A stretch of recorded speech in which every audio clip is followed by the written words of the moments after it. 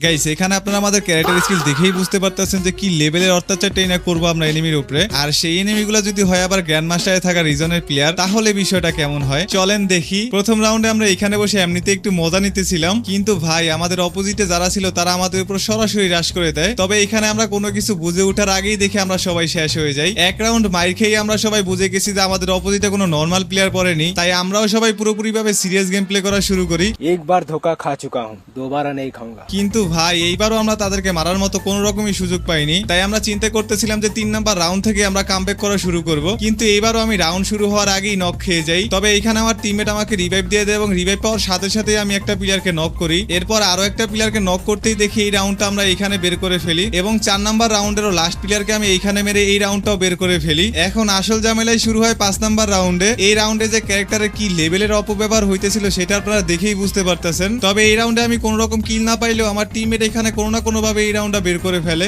এখন আমরা যেহেতু ওদের থেকে এক রাউন্ড বেশি জিতেছিলাম, তাই আমরা চিন্তা করতেছিলাম যে কোনো না কোনো ভাবে একটা এনিমিকে ডাউন করেই সরাসরি তাদের উপর রাশ করে দিব। যেই বলা সেই কাজ, আমি প্রথমে একটা প্লেয়ারকে ডাউন করি এবং ক্যারেক্টার সেটে সরাসরি তাদের উপর রাশ করতে চলে আসি। আর এই রাউন্ডেও আমরা ক্যারেক্টারের অপব্যবহার করতেছিলাম। যাই হোক, ভিতরে ঢুকে প্রথমে একটা প্লেয়ারকে নক করি। এরপর দেখি বাহিরে একটা প্লেয়ার স্নাইপার চালাইতেছিল, ওকেও আমি MP5 দিয়ে এইখানে নক করে দেই এবং লাস্ট প্লেয়ারকে আমার টিমমেট এখানে মেরে দেয় এবং এই ম্যাচটা আমরা এইখানেই বুয়া করে নেই।